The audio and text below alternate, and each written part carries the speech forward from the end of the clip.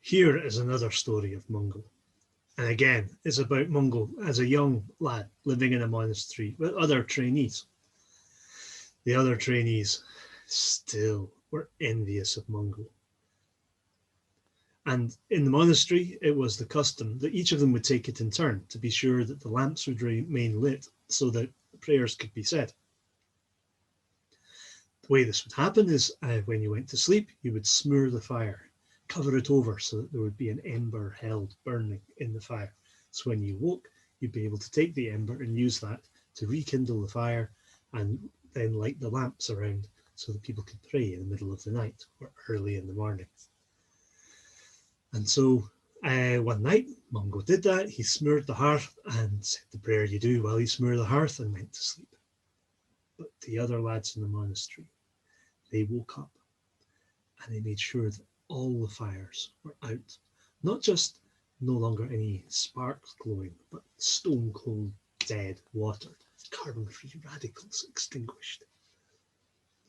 So when Mungo woke up, it was cold, it was dark, and there was nowhere anything to be seen that could help him kindle a fire.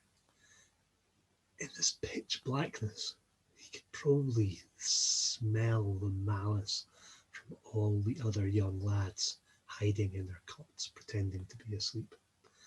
Mungo got up and, well, in a panic perhaps, ran, left, because, well, fear is not something that it's easy to stand in front of.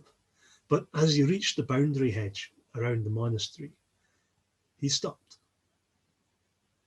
And he thought. And he prayed.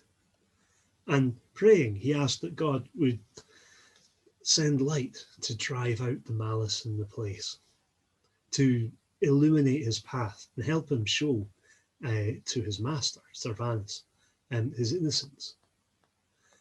And praying, he reached out and he grabbed a green branch, a green stick of hazel.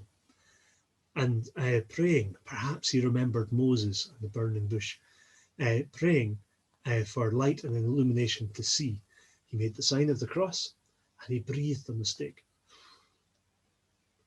And like the Spirit of God kindles the fire in the hearts of man, a flame came from the branch. And using that light, he was able to drive out the darkness and see where he was going, work his way through the pitch black and light all the candles in the monastery and light the fires.